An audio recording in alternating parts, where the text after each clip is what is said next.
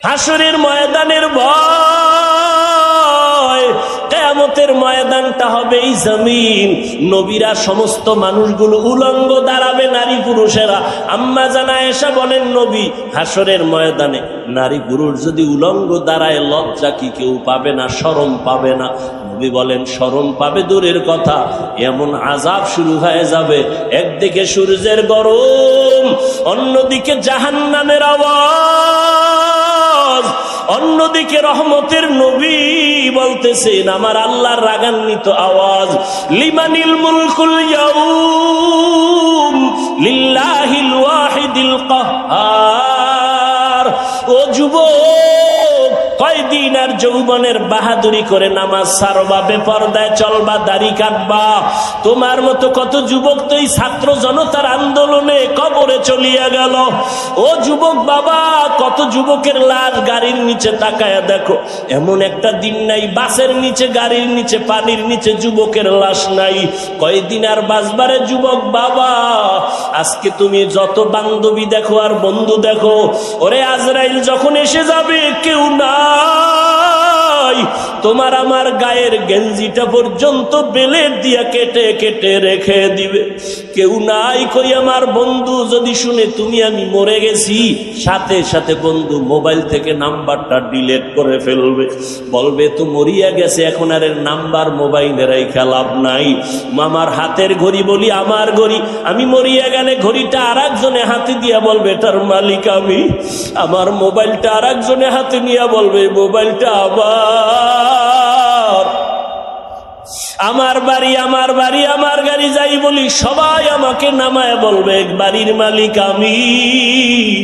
আমারে 3টা সাদা কাপড়ের প্যাকেট বানাইয়া জানাজা পড়াইয়া এমন একটা কবর বাসবাগানে নিয়ে রাখবে যেখানে বাতি নাই, সাথী নাই, কোনো আপন কেউ নাই। আমার মা কোথায়, বাবা কোথায়, ভাই কোথায়, বোনেরা কোথায়, বন্ধু কই? এখন আমি ডানে বামে দেখবো মাটি আর অন্ধকার আর মাটি।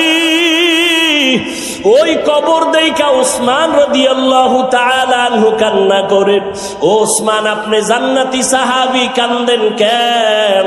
বলে অন্ধকার কবরে গিয়া যদি 3টা প্রশ্ন দিতে জবাব দিতে না পারি, আমার মাওলার গাইবি আওয়াজ হবে, ও কবরের মাটি, এই নাফরমানের 2 পার্শ্ব থেকে জোরে জোরে চাপ দাও। কবরের মাটির চাপ সহ্য করতে পারবি না রে যুবক। একটা মশার কামড় সইতে পারি না, একটা বেতের বাড়ি সইতে পারি না, সূর্যের গরম সইতে পারি না, জাহান্নামের গরম কেমনে সহ্য করব? হাসরের ময়দানে জাহান্নামের গরম কেমনে সহ্য করবা? সাহাবায়ে কেরাম যদি এত আমল তাকওয়া নিয়েও কান্না করতে পারেন, ওমরের মতো বান্দা কাঁদতে পারেন, তুমি আমি তো যা করি আমল নাই, নামাজ নাই, রোজা নাই, দাড়ি নাই, টুপি নাই। ও দাড়িওয়ালা, দাড়ি কামানেওয়ালা ভাইরা, বেপর্দাওয়ালা ভাইরা, ও পর্দার আড়ালের মা বোনেরা, ও বৃদ্ধ বাবাজিরা, দুনিয়াটা কিছুই না রে বাবা।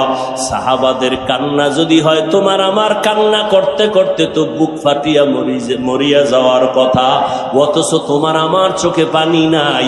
অন্যেরা যদি কান্না করে তাও তুমি পছন্দ করো না রে বাবা। এখনো সময় আছে, 2টা চক্ষু বন্ধ করে মরণের জন্য একটু চিন্তা করে আমার মালিকের অন্তর খুলিয়া মনে মনে ডাক দাও, হে আল্লাহ, ও দয়ার মালিক, তুমি এত বড় দয়াময়। আমার দুনিয়াতে আসার পরে মা বাবায় কত মিষ্টি খাইলেন, আনন্দ করলেন, আমি কত পবিত্র। আজকে আমি এতটাই গুনার কারণে নাপাক। আমার গুনার কথা আমার মা জানে না, ভাই জানে না, বোনেরা জানে না, আমার পরিবারের কেউ জানে না। গুনার কারণে মনে হয় আমার হাত না পাক, আমার চোখ না পাক, আমার জিহ্বা না পাক, অন্তর না পাক। আজকে আমার গুনার খবর ভাই জানলে আমাকে ভাই বলে সম্মান করত না, স্ত্রী জানলে স্বামী বলে বরণ করত না, মা বাবায় আমার অন্যায়ের খবর জানলে ভালো চোখে তাকাইতো না। ও আল্লাহ, তুমি কত দয়ার মালিক। আমার হাজারো গুনাহ দেখা রাগ করিয়া পানি বন্ধ করো নাই, বাতাস বন্ধ করো নাই, সূর্যের আলো বন্ধ করো নাই। ও আল্লাহ, আজকে তওবার নিয়তে ময়দানে হাজির হয়েছি। শয়তানের ধোকায় পড়ে কত দাড়ি কাটছে, কত নামাজ ছাড়লাম। আল্লাহ, আজকে থেকে তওবা করলাম, মরিয়া গেল আর নামাজ ছাড়বো না, দাড়ি কাটবো না, বেপরদায় চলবো না। ওমরের মতো ব্যক্তি যাকে শয়তান দেখলে ভয় পায়, সেই ওমরকে এত কঠিন প্রশ্ন। এক নম্বরে, আপনি 1 মাসের অগ্রিম বেতন চাইলেন, বাঁচবেন কিনা গ্যারান্টি? দ্বিতীয়, আপনি আজকে চেয়ারে বসে আছেন, ক্ষমতার মালিক, আগামী মাসে যে আপনি চেয়ারে থাকবেন আর জনগণ রাখবে তার গ্যারান্টি আছে?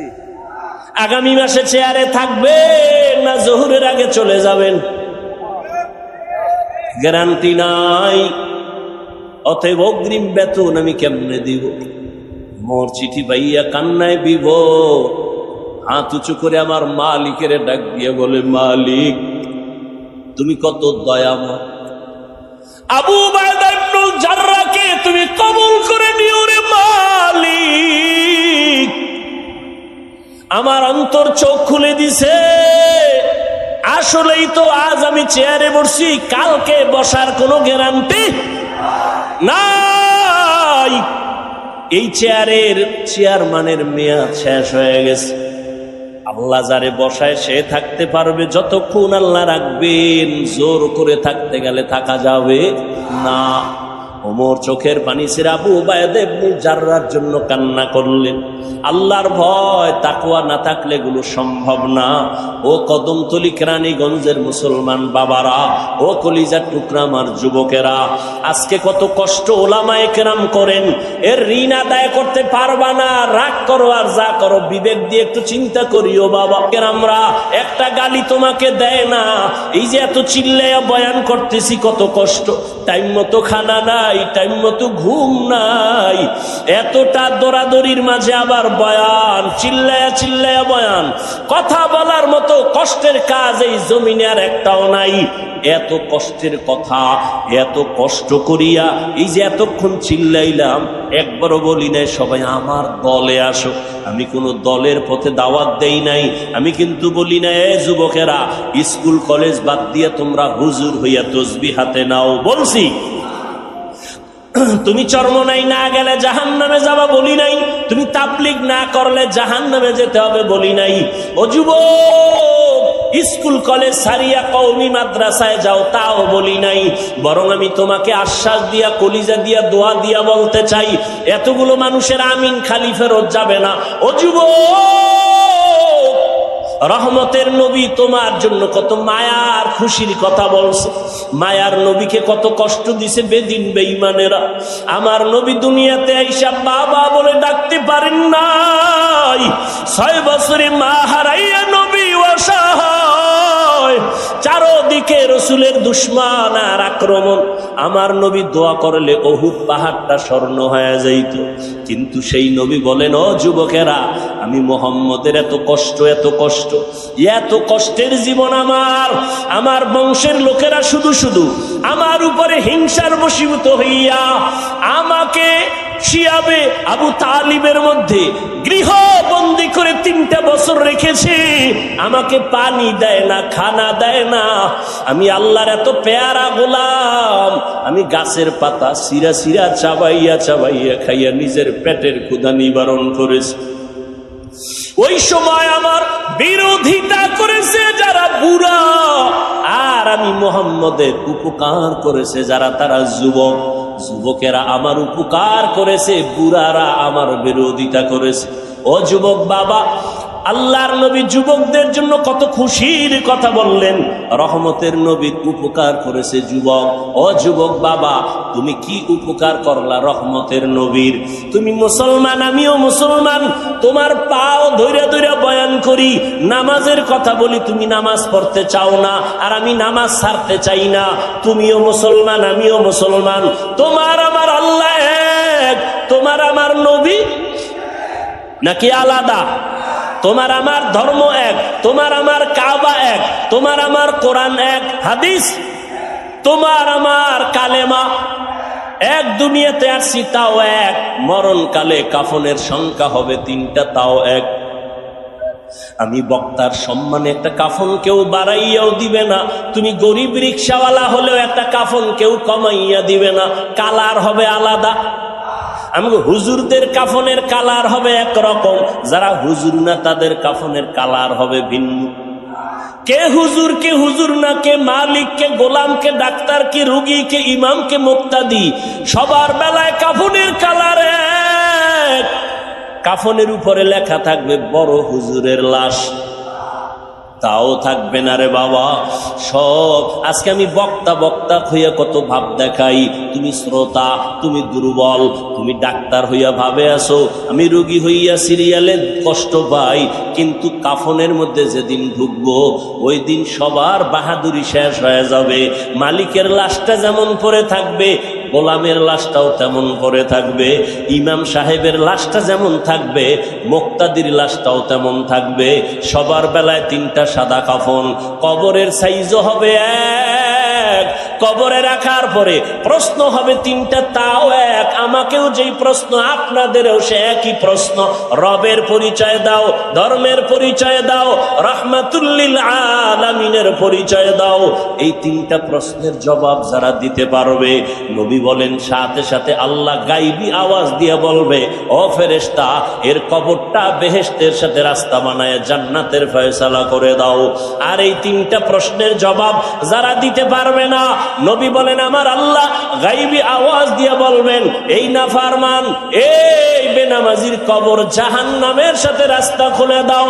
নবী বলেন যে ছোট মনে করবে আল্লাহ তার মর্যাদা বাড়ায় দিবেন।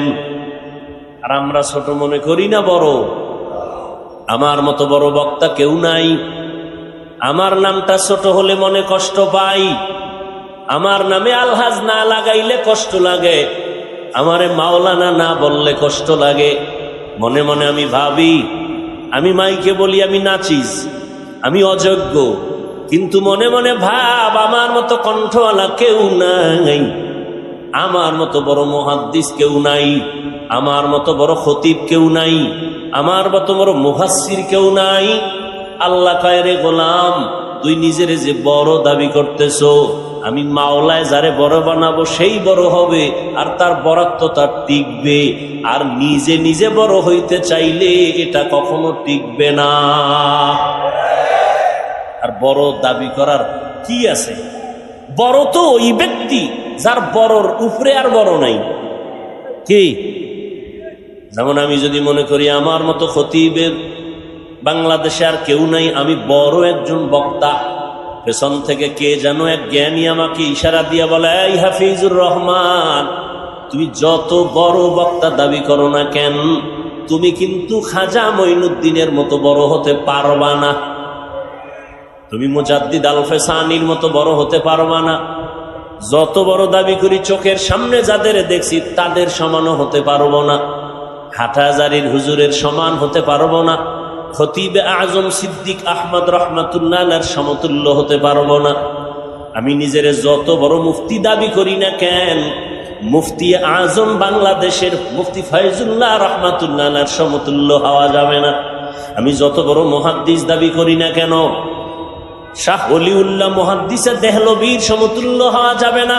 আমি যত বড় শাইখুল হাদিস দাবি করি না কেন, শাইখুল হাদিস আল্লামা জাকারিয়া রহমাতুল্লাহর সমতুল্য হওয়া যাবে না।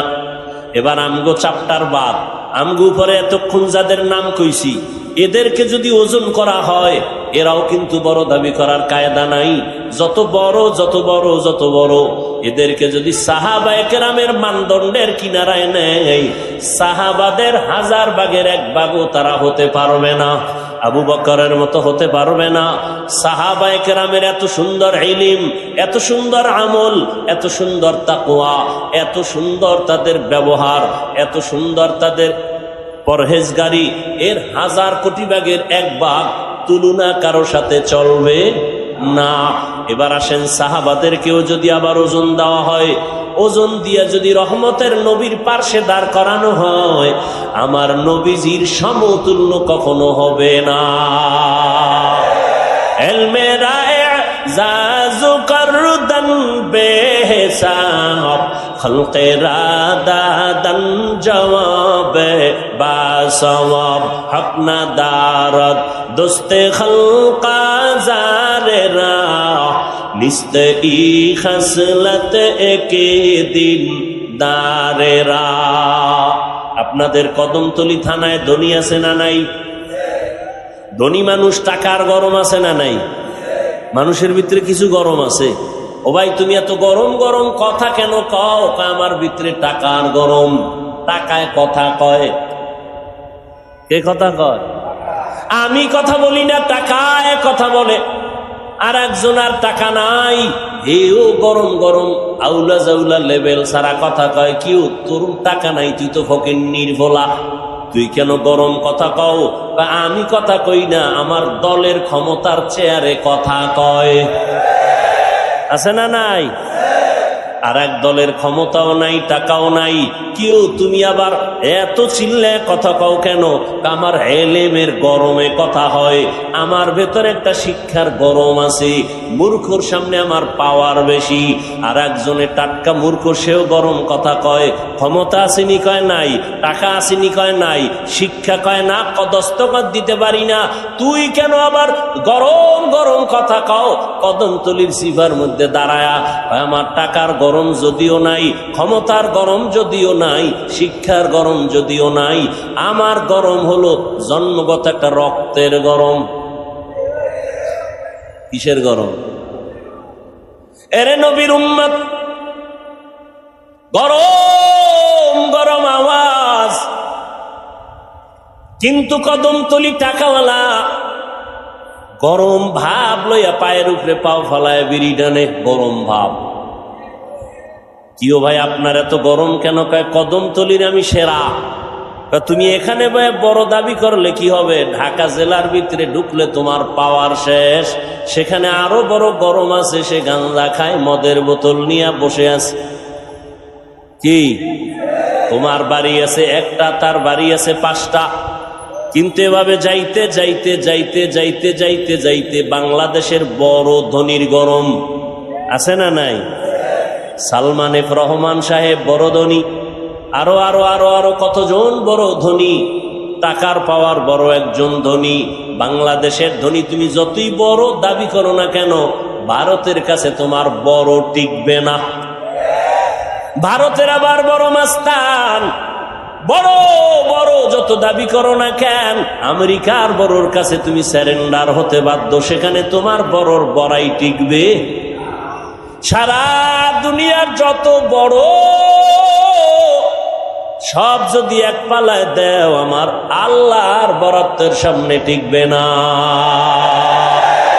কোটি টাকার মালিক দেখো, অভাব হয় না দূর, গরিবে ঘুমায় আরাম করে মনটা বাহাদুর। ফেরাউনের লাশটা দেখো মিশর জাদু ঘরে, খায় না মাটি পোকা মাছি সবাই ঘৃণা করে। হৃদয়ে থাকিবে যার নম্রতা সদা, রহমত আসিবে সেটা প্রভুর ওয়াদা।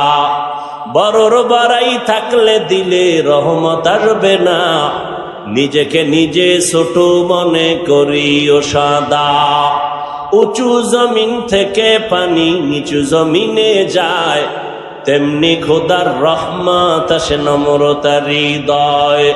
ভোগবিলাসের বাড়ি গাড়ি পরে রবে সব, থাকতে সময় স্মরণ করো আল্লাহ আমার রব। ওই বড় লোক লাভ কি? টাকার বাহাদুরি করে লাভ কি যদি টাকা নিজে খাইতে না পারি? ওই 10 তলা বিল্ডিং এর বাহাদুরি করে লাভ কি যদি বিল্ডিং এ আগুন জ্বলে যায়, আগুন লাগায় দেয়? ওই বাড়ি গাড়ির বাহাদুরি করে লাভ কি যদি বাড়ি গাড়ি সাইরা এ দেড় ছেড়ে পালাইতে হয়? ঠিক নি? ওই বড়ত্বের কোনো দাম নাই। কিন্তু দেখেন হিসাব কইরা ভালো করে, জ্ঞানী এখানে সবাই বসা আছেন, একটু মাথার জ্ঞানটা খাটান। যত বড় দেখলাম আজ বড় কাল নাই, সম্মানের ফুলের মালা কালকে জুতার মালা। কিন্তু একমাত্র একদল আল্লাহর গোলাম। এই জমিনের মধ্যে শীত নাই, গরম নাই, ঠান্ডা নাই, পানি নাই, যখন তখন অল টাইম দেশ নাই বিদেশ নাই, সর্ব জায়গায় সর্বাবস্থায় আগেও যেমন এখনো যেমন ভবিষ্যতেও তেমন সম্মান আছে, সম্মান ছিল, সম্মান থাকবে। এদের সম্মান কমে নাই, কমাতেও কেউ পারে নাই। তারা একটাই মাত্র দল, উলামায়ে আহলে হক। ইলমে রায়ে জাজু করদান বেহিসাব, খলকে রাদাদান জবাবে বাসওয়াব। এখান থেকে একটা পয়েন্ট আমি ঔষধ দেই আমার কলিজার যুবকদের। ও কদমতলির যুবক বাবারা, পাও দইরে যদি বললে মা রাজি হও, বলো পাও দড়ি। তবে তোমার বিশ্বাস নামক একটা তোমার ভেতরে যে জিনিস আছে ওটার উপরে আমি কঠোরতা দাবি করে একটা কসম কয়া বিশ্বাস বাড়াবার জন্য বলি। আল্লাহর কসম একবার, আল্লাহর কসম দুইবার, আল্লাহর কসম তিনবার, ওয়াল্লাহি বিল্লাহি তাল্লাহি, আল্লাহর কসম। কথাটা তোমরা ফালায় দিও না রে বাবা। ও যুবকেরা, দুনিয়ায় কত বন্ধু পাইলা, কত বান্ধবী পাইলা, আমি কসম খেয়ে বলছি দুনিয়াতে যত বন্ধু সব হলো স্বার্থপর। একজনও বন্ধু আপন নাই স্বার্থ ছাড়া। স্বার্থে যদি আঘাত লাগে, তোমার দলের নেতা তোমার সদস্য পদটাই শুধু কাটে না, সুযোগ পেলে কল্লা পর্যন্ত কেটে দেয়। এই উদাহরণের জন্য কি ইন্ডিয়া যাওয়া লাগবে? বাংলাদেশের কেরানীগঞ্জে ইতিহাস চোখের সামনে রেডি। কেরানীগঞ্জেই তার জ্বলন্ত প্রমাণ, ঠিক নি? যত বন্ধু পাইছো তোমারে টেলিফোন না করে ঘুমায় না, ভাগ বটোয়ারায় বেজাল হয়ে গেছি, সবাই মিলে তোমার গলায় ছুরি ধরে মেরে ফেললো। এজন্য আমি কসম কয়া বললাম, জমিনে যত বন্ধু পেয়েছো যুবক বাবারা, সব বন্ধু হলো স্বার্থপর, একটাও লোভী স্বার্থ ছাড়া কেউ নাই। হয়তো অনেকে জ্ঞান খাটাইয়া বলবা আব্বাজান আর আম্মাজান কি স্বার্থপর নি? আল্লাহর কসম তারাও স্বার্থপর। বহু জায়গায় মা বাবা স্বার্থের টানে সন্তানের গলা কেটে ফেলেছে। কেরানীগঞ্জের থানার ডায়েরি খুললে পাওয়া যাবে কত মা বাবা স্বার্থের টানে সন্তানের বিরুদ্ধে মামলা করেছে, আবার কত সন্তান স্বার্থের টানে মা বাবার বিরুদ্ধে মামলা করেছে। স্বার্থের কারণে স্ত্রী স্বামীকে হত্যা করে, স্বামী স্ত্রীকে হত্যা করে। ওরে ঢাকার বাংলাদেশের তাজা ঘটনা, আপন বাবা আপন মাইয়াটারে ঢাকার হোটেলের মধ্যে ঢুকাইয়া ডাক দিয়া কয়, মাইয়া আজকে রাতের জন্য তুই আমার স্ত্রীর সমান। আরো জোরে বলেন। এজন্য আল্লাহর কসম করে বলি রে যুবক, জমিনে যত বন্ধু পেয়েছো সব হলো স্বার্থপর। তবে আল্লাহর কসম, তোদের কলিজার একমাত্র কেবলমাত্র শুধুমাত্র তোদের কলিজার আপন বন্ধু নিঃস্বার্থ। যদি কাউকে পেতে চাও কিয়ামত পর্যন্ত তোর জীবনের আসল আপন নিঃস্বার্থ কলিজার বন্ধু একমাত্র উলামায়ে কেরাম। কি পরিমাণ আমগো গালি দাও আমরা কানে শুনি, কি পরিমাণ আমাদের বিরুদ্ধে ফেসবুকে লেখালেখি করো তাও জানি। ইমাম সাহেব মসজিদে খেদমত করেন, বেতন কত? গ্রামে 5,000, 6 মাস বাকি, শহরে একটু বেশি, তাও কিন্তু 5, 10, 15,000 একজনে দেয় না। সভাপতির এত পাওয়ার কেন? কয় মসজিদের সভাপতি বেতন দেয় কত? ইমাম রে কয় 100 টাকা। কত দেয়? সেক্রেটারি কত? কয় 50। বাকি আছে নি? কয় 11 মাস। ঠিক নেই? ইমাম সাহেব এক ওয়াক্ত নামাজে নাই, দরজার সামনে একজন জিগা, ইমাম সাহেব গেছিলেন কই? ইমাম কয় আপনি কে? আমি রিক্সার ড্রাইভার। তুমি আমারে জিগাও কেন? পাওয়ার কি? কয় মাসে 5 টাকা বেতন দেই। এর একটা পাওয়ার আছে। আলেমদের উপরে যেই জুলুম আর অত্যাচার মানসিক ভাবে এই জাতি করে, এটা ভাষা নাই বুঝাবার। কিন্তু আল্লাহর কসম করে বলেছি, আলেমদের মতো যেমন তোমাদের জীবনে স্বার্থহীন বন্ধু নাই, আর এই দুনিয়ায় তোমাকে যা দিয়েছে সব আবার উসল কইরা নিছি। 5 টাকা দিলে 5000 নিয়ে গেছে, তোমারে বাড়ি কইরা দিয়া তোমার জীবনটারে নাশ করেছে। দুনিয়াতে যে যা দিছে উসল কইরা নিয়ে গেছে। মসজিদে যদি 50 লাখ টাকা দেয়, চায়ের দোকানে বয়া মোস্তাওয়ায় আর বাহাদুরি করে মসজিদ আমি কইরা দিছি, ঠিক নি? কিন্তু উলামায়ে কিরাম দিন নাই রাত নাই, খানা নাই ঘুম নাই, কষ্ট। কই ছেলে কই মেয়ে কই ভাবি কই ঘর, কিসের করোনা কিসের রাতের অন্ধকার। আল্লাহর কসম, উলামায়ে কেরাম এই জাতিকে যা দিয়েছে নিঃস্বার্থ ভাবে, এই দেশকে যা দিয়েছে, জমিনে কোনো নেতা উম্মতের কে তুলে দিতে পারে না। সরকার কোটি কোটি টাকা ব্যয় করে বাহিনী বানাইছে, বাহিনী, ঠিক নি? বিভিন্ন ক্যাটাগরির বাহিনী বানাইছে, অস্ত্র দিছে, রাইফেল দিয়ে দিছে, ক্ষমতা দিয়ে দিছে, পাওয়ার। দুর্নীতি বন্ধ করো, চাঁদাবাজি বন্ধ করো, জুলুম বন্ধ করো, মদের আড্ডা বন্ধ করো, নেশাগ্রস্ত বন্ধ করো, সব অন্যায় বন্ধ করো। সরকারের কোটি কোটি কোটি টাকা ব্যয় করে যে বাহিনী বানাইয়া রাস্তায় ছেড়ে দিল, দুর্নীতি বন্ধ হলো? সোনার বাংলা এই বয়সে দেখলাম দুর্নীতি বন্ধ হয় নাই, বরং চ্যাম্পিয়ন হয়েছে। সমাজে জুলুম বন্ধ হয় নাই, হয়েছে? একদল গেছি জুলুম গেছি গে কয় না, ঘরের ভিতরে আগুন লাগাই লোকে, দোকানে ডাকাতি হয় কেন? গেল, জুলুম বন্ধ হলো না, দুর্নীতি বন্ধ হলো না। একটু চোখে আঙ্গুল দিয়া বলে যাই রে যুবক, তাকাইয়া দেখ এই দেশের উলামায়ে কেরাম কত কষ্ট করে জীবন চালায়। মসজিদের বেতন ঠিক মতো পায় না, কোনো দ্বন্দ্ব নাই, গালি নেই, কোনো মানব বন্ধন নাই, কারো বিরুদ্ধে কোনো বরদোয়াও করে না। গালি দেনেওয়ালা সামনে দাঁড়ায়, মন খুইলা হাসি মুখে সালাম দেই, কথা বলি। ও আল্লাহর বান্দারা, এই উলামায়ে কেরামরা দিন নাই রাত নাই, এক প্রান্ত থেকে ভিন্ন প্রান্তে গিয়া গিয়া পাও ধরে ধরে চোখের পানি সেরে সেরে মানুষের দাওয়াত দেয়, আসো কল্যাণের পথে আসো, মা বাবার সাথে বেয়াদবি করবা না, অন্যায় ভাবে কারো হক নষ্ট করবা না, ভাইয়ের হক নষ্ট করবা না, কারো উপরে কোনো জুলুম করবা না, গালি দিবা না, মিথ্যা বলবা না।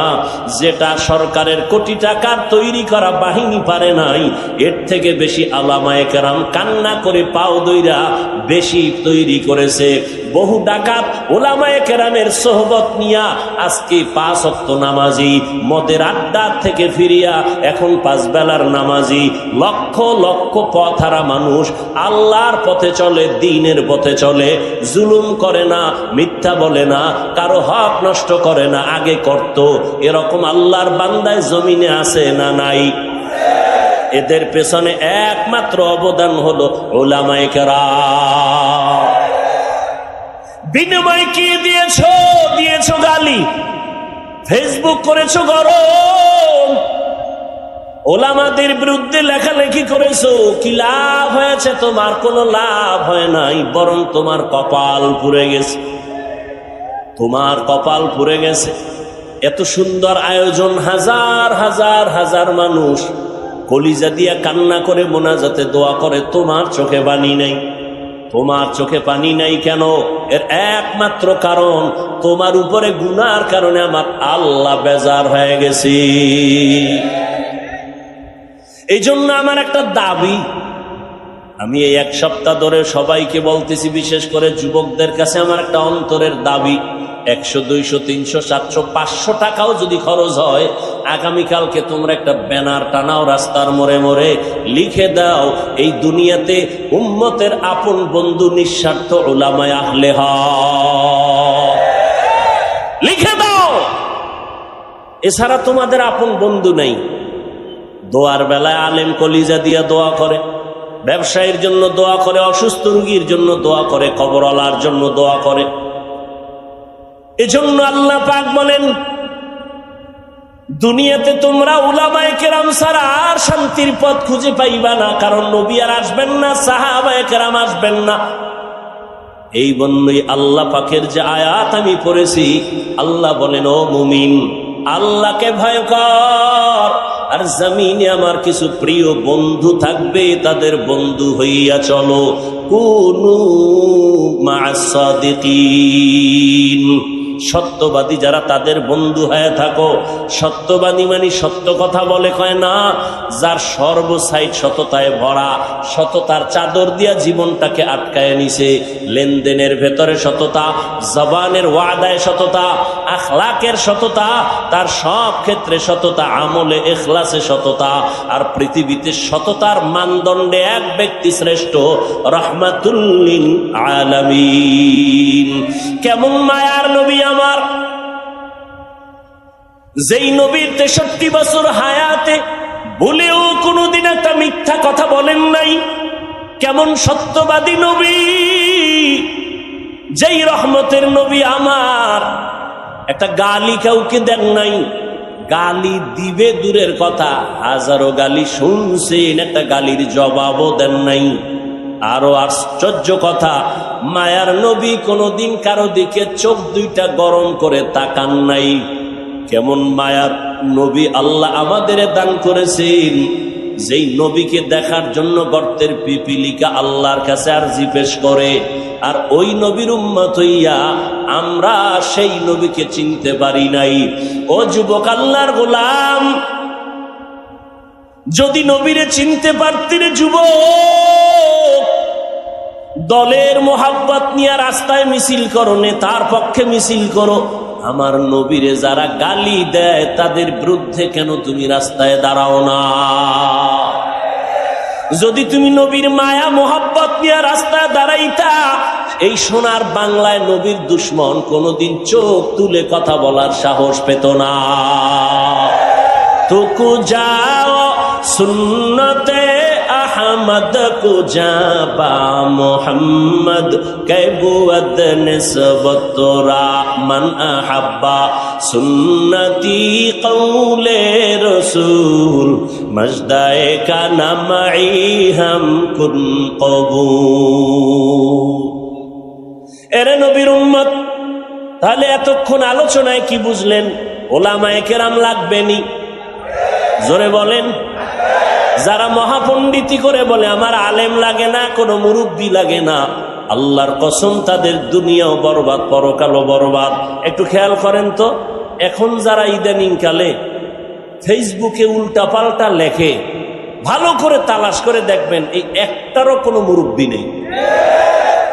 যেটির মুরব্বী নেই এটি বেয়াদব। মুরব্বী মানে নেই কি বলেন? বেয়াদব। লিকুল্লি শাইইন জিনাতুন ফিল ওয়ারা ওয়া জিনাতুল মারই তামামিল আদাবি আজ খুদা খা হি মে তৌফিক আদব বেআদব মাহরুম গাশ আজ ফজলে রব। এই মিয়া, ছাত্র জনতার আন্দোলন হইছে না? ভালো করে খেয়াল করেন, প্রত্যেকটা পয়েন্ট খেয়াল করবেন, ভুল হলে ধরায় দিবেন, বিশেষ করে ওলামায়ে কেরাম। ছাত্র জনতার আন্দোলন